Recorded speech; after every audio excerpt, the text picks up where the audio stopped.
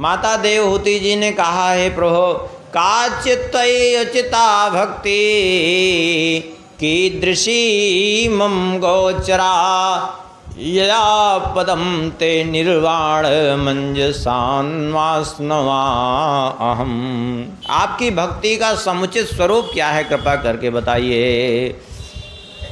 भगवान कहते हैं, हे माता जी, भक्ति क्या है सबसे पहले समझें। सत्व एवैक मनसो वृत्ति स्वाभाविकी तुया। स्वाभाविक रूप से चित्त वृत्ति का भगवान में लगना, इसी का नाम है भक्ति। सीधी बात। अब भक्ति कैसी होनी चाहिए? बोले अनिमित्ता भागवती भक्ति सिद्धेर्गरीयसी जरयत्यासु या कोशम निगीर्णम अनलो यथा। भक्ति किसी निमित्त को लेकर के नहीं, बल्कि अनिमित्ता। अनिमित्त माने अहेतुक भक्ति हो, और ऐसी अहेतुक भक्ति मुक्ति से भी श्रेष्ठ है, क्योंकि जीव कोश का विनाश कर देती है, अर्थात जन्म मृत्यु से ही मुक्त कर देती है। भगवान कहते हैं, एकमात्र मैं ही हूँ, मेरे अतिरिक्त कोई ऐसा नहीं है जो शरण लेने योग्य हो। क्योंकि मद्भयाति वातोयम सूर्यस्तपति मद्भयात् वर्षतीन्द्रो दहत्यग्निर्मृत्युश्चरति मद्भयात्। भगवान कहते हैं, मेरे भय से वायु बहती है, मेरे भय से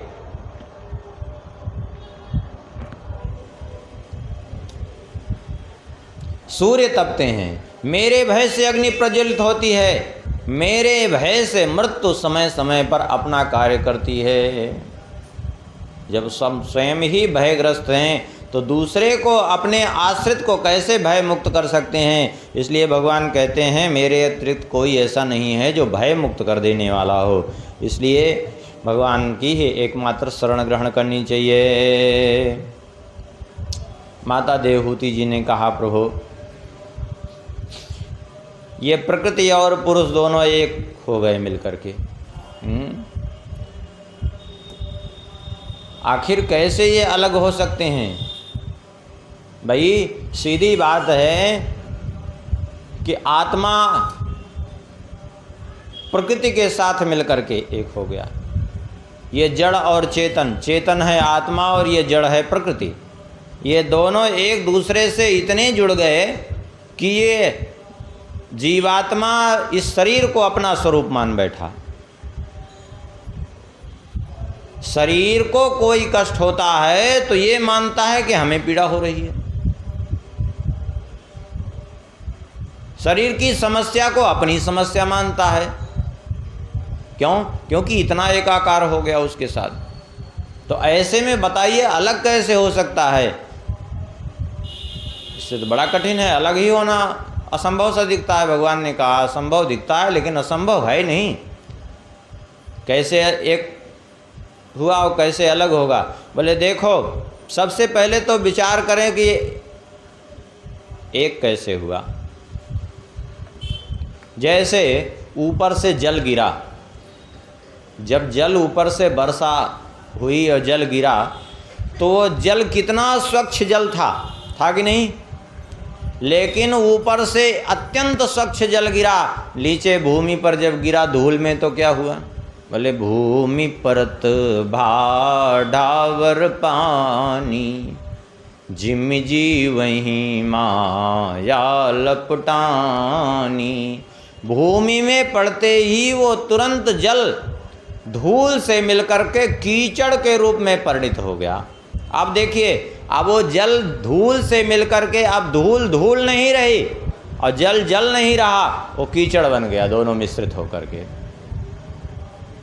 ऐसे ही ये जड़ प्रकृति नहीं रही और चेतन अंश चेतन नहीं, ये जड़ के साथ मिलकर के बिल्कुल ऐसे ही घुल मिल गए। तब कैसे अलग हों? बोले जैसे एक हुए हैं। जल वर्षा कहाँ से? बोले सूर्य देव ने बरसाया, अपनी किरणों से शोषण करके जल बादल के रूप में इकट्ठा किया और फिर स्वयं ही जो है अपनी किरणों से उसको तप्त करके वर्षा भी दिया। तो जैसे सूर्य के द्वारा ऊपर से गिराया हुआ जल है, अब सूर्य के ही ताप में यदि पड़ा रहेगा तो फिर जल कहाँ जाएगा? जल फिर से उस वाष्पित होकर के वहीं पहुंच जाएगा और फिर धूल की धूल यहीं रह जाएगी, जल फिर से ऊपर पहुंच जाएगा। बस ऐसे ही ये जीव भी परमात्मा से विलग होकर के आया, यहाँ प्रकृति के साथ एक हो गया, और ये परमात्मा का ही निरंतर यदि चिंतन करता रहे तो फिर से जैसे सूर्य के ताप में पड़ा हुआ कीचड़ फिर से जल अलग हो जाता है और कीचड़ कीचड़ नहीं हो, फिर से धूल के रूप में धूल धूल बची और जल अलग हो करके फिर जहाँ से आया था उसी रूप में चला गया। ऐसे ही यदि जैसे सूर्य के ताप में रहने से जल फिर से अपने वास्तविक स्वरूप को प्राप्त कर लेता है, ऐसे ही परमात्मा का निरंतर चिंतन करने से जीव पुनः अपने वास्तविक स्वरूप को प्राप्त कर लेता है। भगवान कपिल देव जी कहते हैं कि हे माता जी, इसके लिए हम आपको एक और विधि बताते हैं, अष्टांग योग की विधि। अष्टांग योग की विधि के लिए सबसे पहले तो देखिए, यदि जीव को मुक्त होना है तो सबसे पहला काम तो स्वधर्माचरणम भक्त्या शक्त्या विधर्माच निवर्तनम दैवालब्धेन संतोष आत्मविचरणार्जनम। शक्ति पूर्वक अपनी सामर्थ्य लगा करके भी अपने धर्म का पालन करे। जिस धर्म में भगवान ने उसको उत्पन्न किया है, अपने वर्ण आश्रम धर्म का पालन करता रहे, पर धर्म विधर्म का सर्वथा परित्याग करे, जो भगवत इच्छा से प्राप्त हो जाए उसमें संतोष रखे, आत्मज्ञानी महापुरुषों के चरणों की सेवा करे, और ग्राम्य धर्म निवृत्तिश्च मोक्ष धर्म रत्तिस् तथा संसार में विषय वासनाओं को बढ़ाने वाले जो धर्म हैं उनसे दूर रहे, और मोक्ष धर्म में प्रीति हो। मित मेध्यादनम सस्वत विविक्त क्षेम सेवनम, परिमित आहार करे और पवित्र आहार करे। परिमित हो और मेध्य माने पवित्र हो। अपवित्र आहार किसी भी परिस्थिति में नहीं लेना चाहिए। एकांत सेवन करे और निर्भय स्थान पर सेवन करे। मन, वाणी और क्रिया से तीनों से जो है किसी को कष्ट न पहुंचावे। सत्य बोले, चोरी न करे, आवश्यकता से अधिक वस्तु का संग्रह न करे, ब्रह्मचर्य व्रत का पालन करे। तपस्या माने धर्म पालन के लिए कष्ट सहन करना, और मन को अब स्थिर करने का अभ्यास करे। एक आसन में बैठने का अभ्यास करे। इस प्रकार से समस्त इंद्रियों को मन से हटा करके और धीरे धीरे एकाग्र करता जाए, तब ये धारणा सिद्ध होगी। अष्टांग योग की विधि, इस अष्टांग योग की विधि में करना क्या है? भगवान के चरण पर्यंत से लेकर के और शीश पर्यंत, और फिर शीश से लेकर के चरण पर्यंत एक एक अंग का विधिवत ध्यान करे। सबसे पहले भगवान के चरणों का ध्यान करे, भगवान के चरणों से चालू करे। भगवान के चरण तलवे में जो चिन्ह है वहीं से चालू करे। संचिन्तयेत् भगवतः शरणारविन्दं वज्रांकुशध्वज सरोरुहुलाङ्क्षनाढ्यम् उत्तुङ्गरक्तविलसन्नखचक्रवाल ज्योत्स्नाभिराहत महद्रदयान्धकारम। भगवान के चरणों का ध्यान करें, जिसमें वज्र, अंकुश, ध्वजा, कमल आदि के चिन्ह हैं। भगवान के दोनों चरणों में 24 चिन्ह हैं, 48 चिन्ह हैं दोनों चरणों को मिलाकर भगवान के चरणों में। यहाँ 4 चिन्हों का नाम भी लिया, वज्र, अंकुश, ध्वजा और कमल। देखिए, भगवान के चरणों में जो भी चिन्ह हैं उन सब चिन्हों के ध्यान का भी अलग अलग प्रभाव है। लेकिन अब 4 चिन्ह का नाम लिया है तो 4 का तो स्मरण कर ही लें कि इनका क्या प्रभाव है। जैसे वज्र, भगवान के चरणों में जो वज्र चिन्ह है, इस वज्र चिन्ह का ध्यान करने से क्या होगा? इसमें मन लगाने से क्या होगा? बोले वज्र ने क्या किया? इंद्र ने अपने वज्र से बड़े बड़े पर्वतों को विदीर्ण किया था। इंद्र वज्र जा दिन कर लीना, पर्वत सबई पंख बिन कीना। ऐसे ही बड़े बड़े पाप रूपी पर्वतों को विदीर्ण करने के लिए भगवान के चरणों में जो वज्र का चिन्ह है उसका ध्यान करें। उसका ध्यान करने से बड़े बड़े पाप रूपी पर्वत ध्वस्त हो जाते हैं। अंकुश का ध्यान, अंकुश क्या करता है?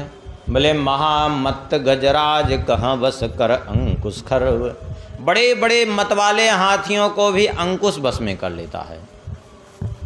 ऐसे ही जैसे मदमत्त हाथियों को अंकुश बस में कर लेता है, ऐसे ये मन भी क्या है? एक मत वाले हाथी के समान है। मन है मतंग मत वारो हाथ आवे नाही, ताही बसी करीवे को अंकुश ही ध्याये। इसको बस में करने के लिए अंकुश का ध्यान करें।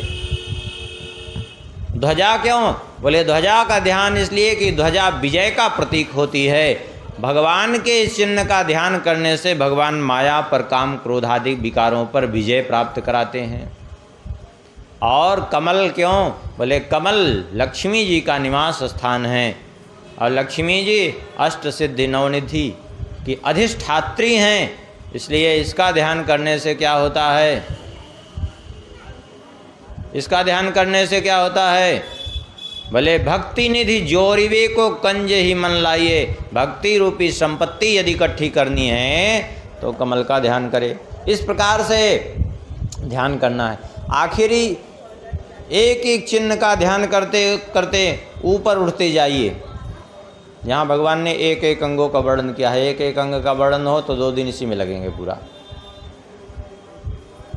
एक एक अंग का भगवान कहते हैं ध्यान करते हुए ऊपर अपने को, मन को उठाता जाए। एक अंग से जब मन हटने लगे तो झट से दूसरे अंग में लगावे, दूसरे से हटने लगे तो तीसरे अंग में लगावे, और फिर शीश पर्यंत लावे, फिर नीचे से ऊपर, ऊपर से नीचे तक। इस प्रकार से भगवान का ध्यान करें। आखिर इस प्रकार क्यों करना है? देखिए, ये मन एक भूत के समान है। इस मन रूपी भूत से पीछा छुड़ाना है तो यही सबसे उत्तम उपाय है। हम कहते हैं भगवान में मन नहीं लगता, लेकिन ये सत्य नहीं है। सत्य ये है कि मन भगवान में ही लगता है, अन्यत्र नहीं लगता। आप कहेंगे ये कैसे है? देखिए, यदि अन्यत्र कहीं लगता होता मन तो आज तक कहीं ना कहीं तो लगा होता कि नहीं? अनादिकाल से न जाने कितने जन्म लिए और मन ये भटकता रहा, आज तक कहीं नहीं लग पाया मन। क्यों? क्योंकि मन लगता ही एकमात्र भगवान में है, जहाँ लगने के बाद फिर कभी हटता ही नहीं है। जहाँ लगने के बाद ना हटे वहीं तो लगना है, और जा करके वहाँ से हट जाए तो लगा कहाँ फिर?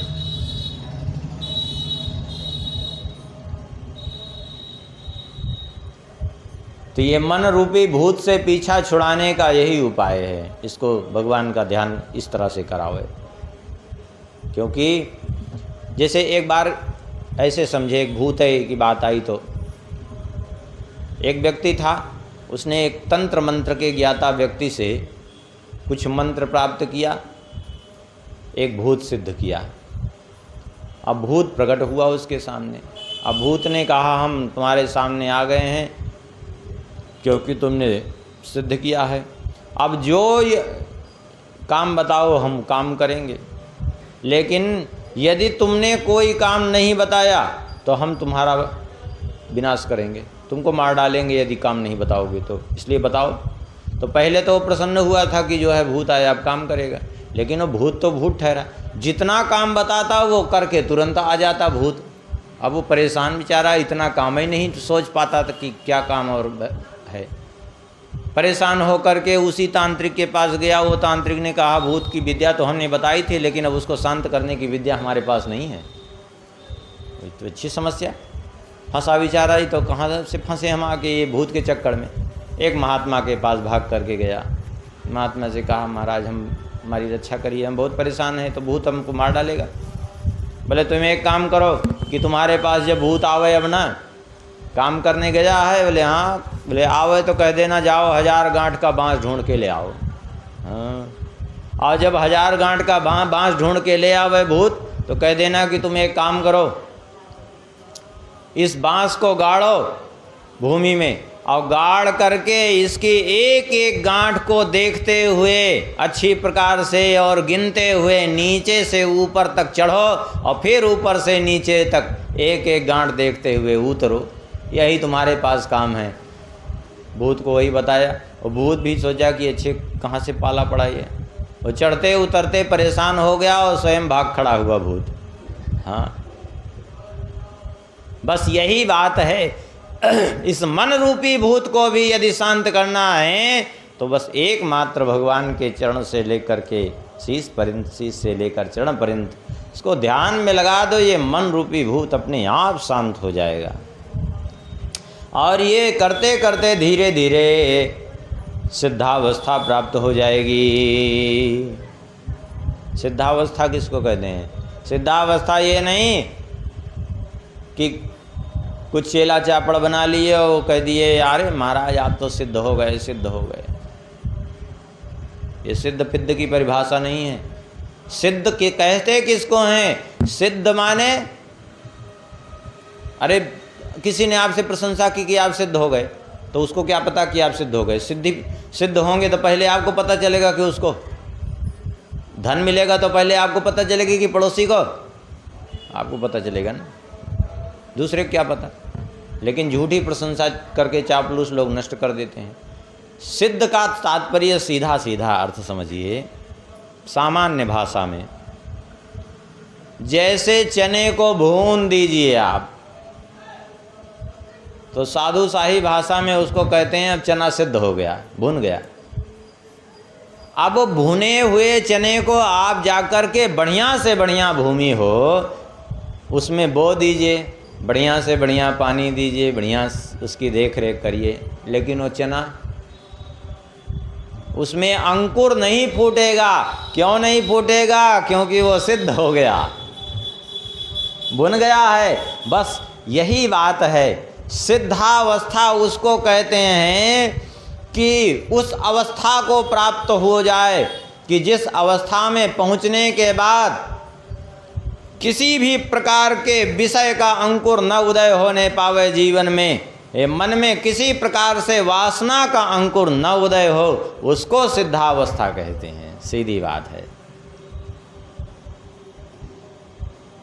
वैसे देखा जाए तो वो खड़ा है कि बैठा है, क्या कर रहा है, उसको इस बात का बोध ही न रहे, इसको सिद्धावस्था कहते हैं। माता देवहूति जी ने कहा प्रभु आपने बहुत बढ़िया बात बताई,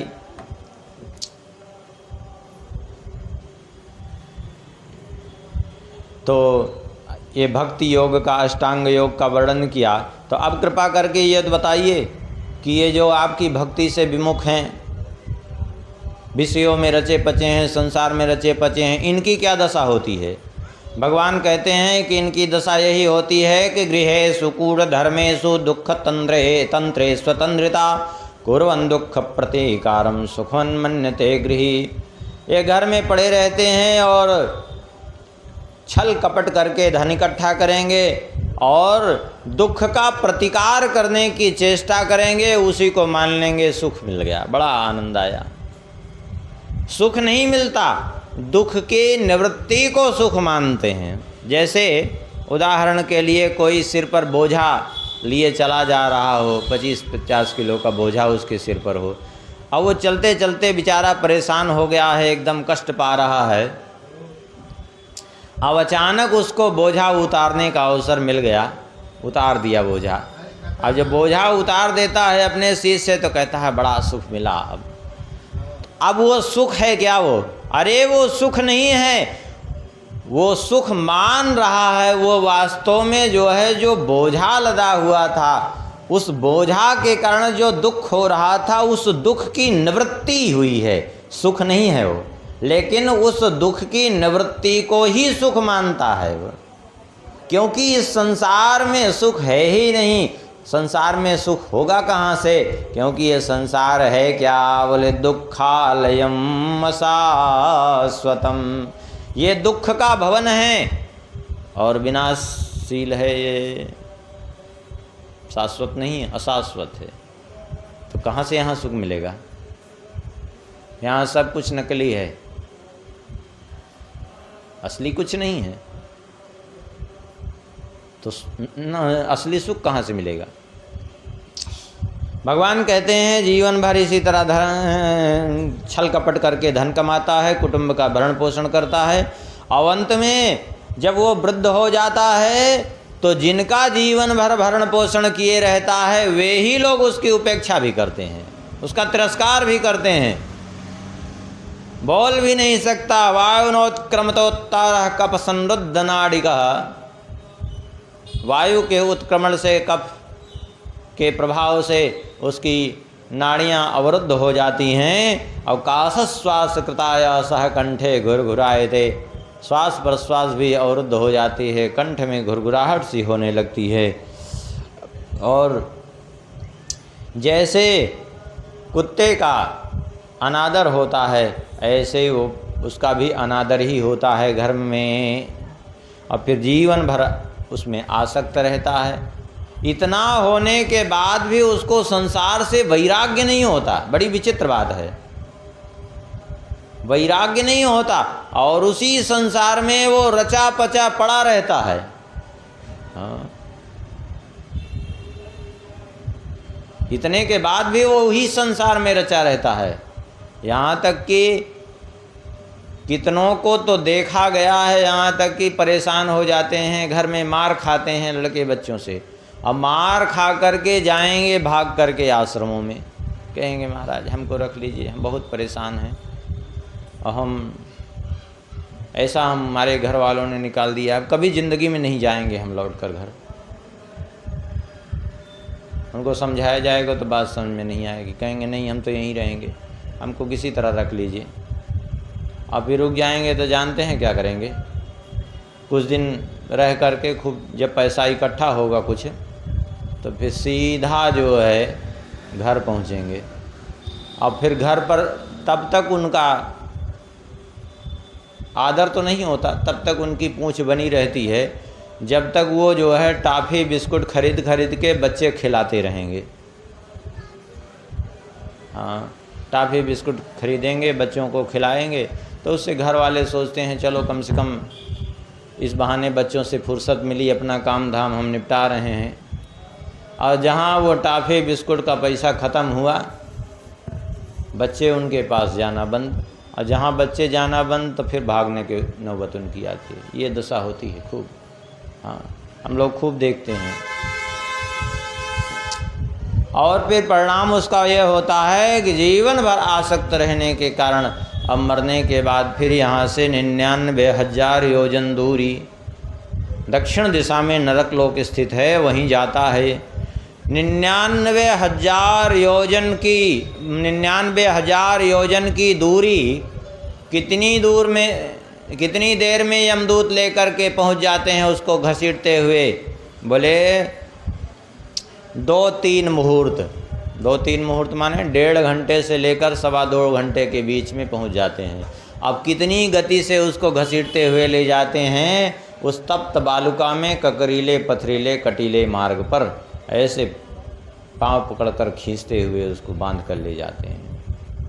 सोच लीजिए कितनी दुर्दशा उसकी होती है। और वहाँ विभिन्न प्रकार के नरकों की यातना भोग करके और फिर उसका जन्म होता है, मातृगर्भ में आता है। और मातृगर्भ में आता है तो फिर जो है 7 महीने का जब वो हो जाता है तो उसको सैकड़ों जन्मों का स्मरण होता है, तो भगवान से प्रार्थना करता है, हे प्रभो तस्योपसन्नमवितुम जगदिच्छयात् नानातनोर्भुवि चलच्चरणारविन्दम् सोऽहं व्रजामि शरणं यकुतो भयं मे एनेदृशी गतिरधर्स्य सतोनुरूपा। कहता है प्रभु मुझे जो आपने यह गति दी है, यद्यपि मैं इसके योग्य ही हूँ, क्योंकि मैंने ऐसे ही कुकर्म किए हैं, लेकिन फिर भी मैं आपकी शरण में हूँ। मैं इस देहन्न देह विवरे जठराग्निनाश्रित इस देह रूपी अंधेरे कुएं में मैं गिरा हुआ हूँ, जो मल मूत्र का भरा हुआ कुआं है, और इसमें मैं संतप्त हो रहा हूँ। मुझे जठराग्नि जला रही है, तो कब मुझे यहाँ निकालेंगे यहाँ से? निर्वास्यते कृपणधीर भगवन का दानु, कब निकालेंगे? भगवान कहते हैं यहाँ से निकल कर के तुम करोगे क्या? तो वो जीव कहता है तस्मादहम विगत विकलव उद्धरिष्य आत्मानमासु तमसा सुहृदात्मनैव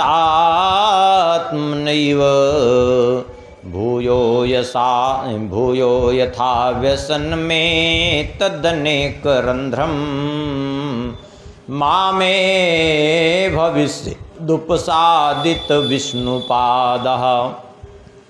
कहता है कि यहाँ से आप जब मुझे निकाल देंगे तो मैं केवल एक काम करूँगा, बाकी कुछ नहीं करूँगा। क्या?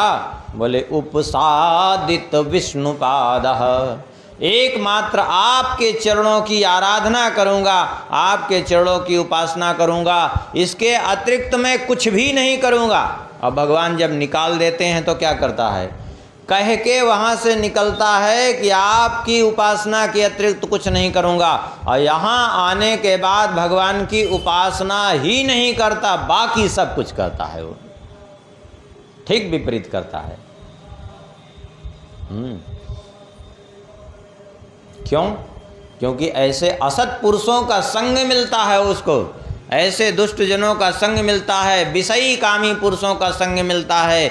वे स्वयं भी संसार में भटकते हैं और जो इनका संग करते हैं उनको भी भटका देते हैं। ते स्वसंगे, क्योंकि ते स्वशांतेषु मूढ़ेषु खंडितात्मस्व साधुषु संगम न कुर्याच्छोच्चेषु योषित क्रीड़ा मृगेषु चा। इसलिए ऐसे अशांत, ऐसे मूढ़ लोगों का संग कभी नहीं करना चाहिए। जो स्त्रियों के खिलौने बन कर के रह गए हैं, उनके क्रीड़ा मृग बन कर के रह गए हैं, उनके खेल की सामग्री मात्र बन कर के रह गए हैं, ऐसे लोगों का कभी संग मत करिए। इस प्रकार से भगवान कहते हैं कि हे माता जी, दो मार्ग हैं, एक निष्काम कर्म और दूसरा सकाम।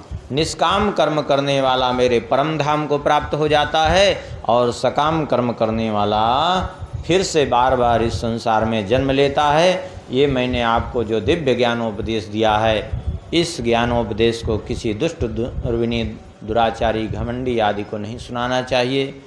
जो भगवत भक्त हो, श्रद्धालु हो, विनम्र हो, दोष दृष्टि न रखने वाला हो, समस्त प्राणियों के प्रति सद्भाव हो जिसको, उसी को सुनाना चाहिए। कपिल भगवान ने माता देवहूति को उपदेश दिया, और कपिल भगवान माता जी से आज्ञा लेकर के ईशान कोण में प्रवेश की ओर प्रस्थान किए। समुद्र के तट पर गए, समुद्र ने भगवान का स्वागत किया। भगवान वहीं समुद्र के तट पर रह करके तप में प्रवृत्त हुए, और इधर माता देवहूति जी अपने उस भवन का परित्याग करके ऐसे ही भगवान के चिंतन में डूबी रहती, और धीरे धीरे उनको सिद्धावस्था प्राप्त हो गई। देवहूति जी तो परम पद को प्राप्त हो गई, और उनका वो शरीर एक नदी के रूप में परिणित हो गया, और वही देवहूति नदी के नाम से विख्यात हुआ। जिस स्थान पर इनको परम पद की प्राप्ति हुई, वो स्थान सिद्धिपद नाम से विख्यात हुआ, और यहीं तृतीय स्कंद की कथा संपन्न होती है। थोड़ा भगवान के नाम का कीर्तन करें, फिर चतुर्थ स्कंद में प्रवेश करेंगे। गोविंद जय जय, गोपाल जय जय,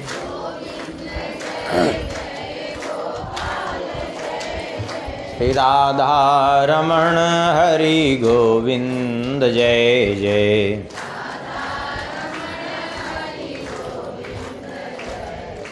गोविंद जय जय, गोपाल जय जय,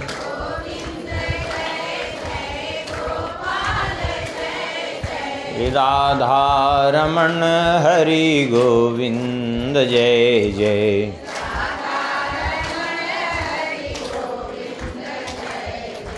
श्री राम जय जय रघुवीर जय जय।